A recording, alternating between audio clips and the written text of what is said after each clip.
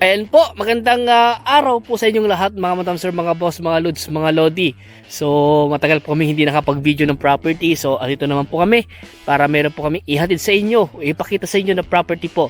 Ito po ay meron po sukat na 1 hektarya ayon po sa aming source sa property nito. So ito po yung property na binibenta. Bali po ito ay boundary po siya ng Talugtog, Nueva Ecija tsaka Quiapo, Nueva Ecija.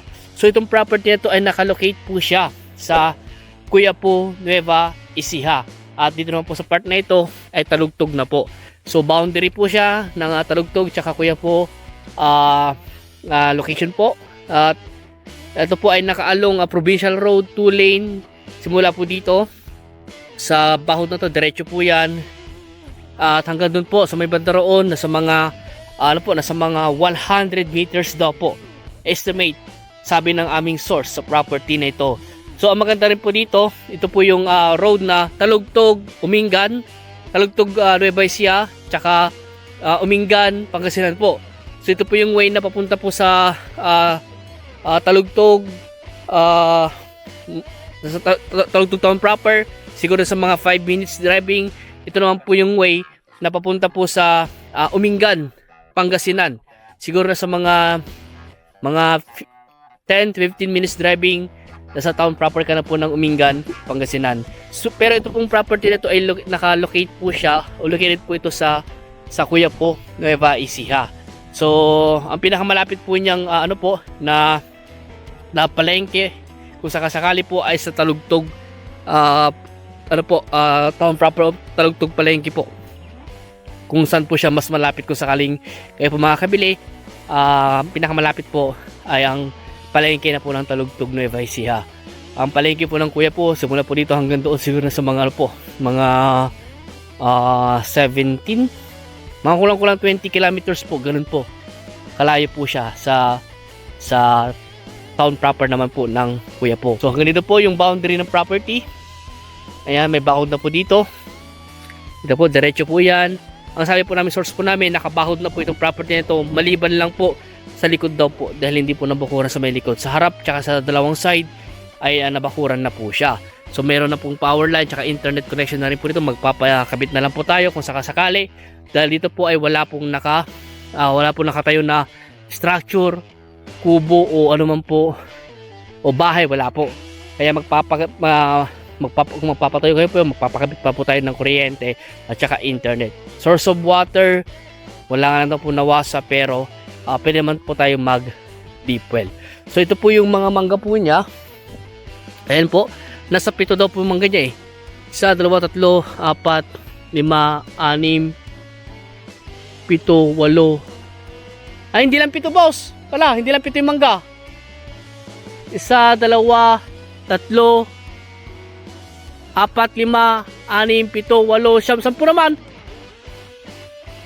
10 yung mangga. Binilang ko na. 10 yung mangga. Ang presyo po ng property nito pala ay 3.7 million. At may konting bawas pa naman daw po, sabi ng source po namin sa property na ito. At ang maganda rin po dito ay marami na rin pong kabahayan po dyan. Meron pong gas station po dyan. Sa Bandirian po meron din pong resort po dyan. Kaya hindi po nakakatakot dito sa area, dahil may mga establishment na po dito. At kung tinatanong nyo kung may mga NPA, wala pong NPA.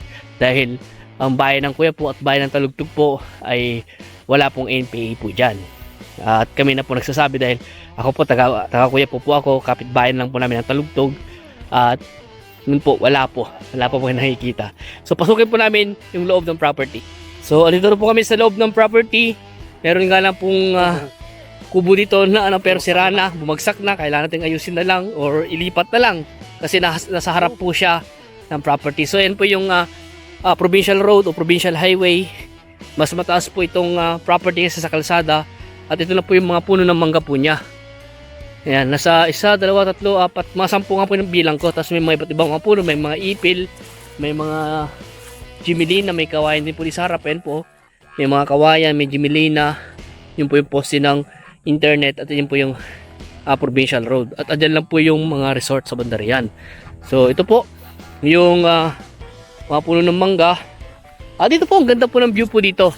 Dahil may mga mountain view po siya dito. Sa ngayon lang po kasi ay masukal, may mga talahi pa po, pero kaya-kaya naman po linisan yan. Ito po ay bukid po siya, bukid, rice field, pero hindi na po na nila tinatamnan dahil binibenta na po. Ayan. Tsaka dito, tignan nyo po, may mga mountain view, yung Mount Amrong, Mount Balungaw, tsaka yung Mount Bangkay po dito. So maganda po tignan dito dahil ayun nga po ay mas mataas po. Ito yung pinaka overlooking po niya sa property na ito. Mas mataas po siya kaysa sa kalsada. Kaya maganda po ito for residential at farming din po. O kung gusto niyo po na may yung parang farm resort, pwede rin po dahil yan nga po may mga resort na po sa malapit po dito sa property na ito. So estimate po namin ay ito po nga, may bakod na dito. Hanggang dun pa yung bakod niya, boss. Ay po. Tignan nyo po kung gaano na po ngayon kasi matagal na po kasi hindi umulan.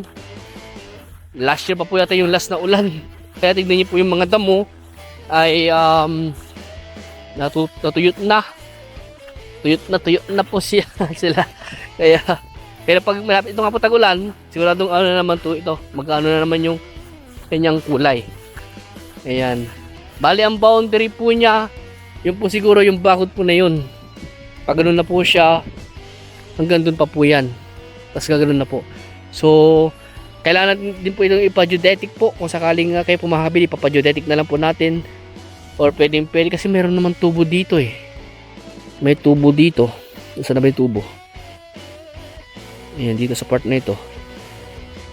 Ayan yung tubo. Baka hanggang dito po siguro. Ayan, sa may puno na yun. Pag ganun siya dito, ito yung talahib na ito.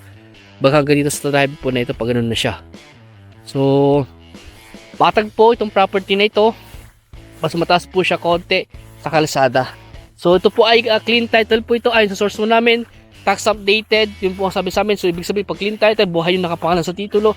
O baka yung mga bagong titulo po ngayon, yung kanilang hawak. At yung presyo nga po na 3.7 ay gusto pa i-negotiate yung price, yung mismong seller na lang po yung kakausapin natin. Kung tatanungin nyo po kung magkano yung last price, hindi po namin masagot po yan at nakadepende po yan sa seller. Pero pwede rin namin itanong sa seller, sabi source, kung magkano po niya isasagad yung presyo po niya dito sa property na ito. So hanggang doon pa po yan. Yan. Doon po, mga kabahayan na po yan. Sabi ko nga po, malapit lang po ito sa town proper po ng Talugtog. Pero itong location ng property na binibenta ay dito po sa boundary na po ng Kuyapo at Talugtog, Nueva Ecija. Pero ang nakalagay daw po ay Kuyapo. Yung nakalagay na location po o address ng property po na ito. Yan, tignan po, kitang-kita po dito yung Mount Bangkay. Yan, south na po ng Kuyapo yan. Ayan po. So patag, maganda mag-alaga rin po dito sa mga may mga panabong na manok, mga alagang kambing, mga baka, pwede po ito. Sa hektarya po siya, sabi natin 1 hectare more or less, sabi naman po niya 1 hectare daw po. At clean title, yung presyo na 3.7, may konting bawas pa naman daw po. So ang ganda po yan, sa may bakod na yan, ayun na po yung kalsada, at makikita nyo po sa drone yung iba-ibang part din po ng property na ito. Ayan. So may mga dumadaang mga tricycle, mga sasakyan. Okay po. So ayun po yung property na pinakita po namin sa inyo sa araw na ito. At kung gusto niyo mag-viewing, mag-schedule lang po kayo para masamahan po namin kayo dito sa property. At kung gusto niyo kausapin din yung seller, mas maganda po na i-check niyo po muna itong property bago natin siya kausapin para makapag-decide po kayo. At sa mga bago pa lang sa aking YouTube channel, please follow po, pa-subscribe.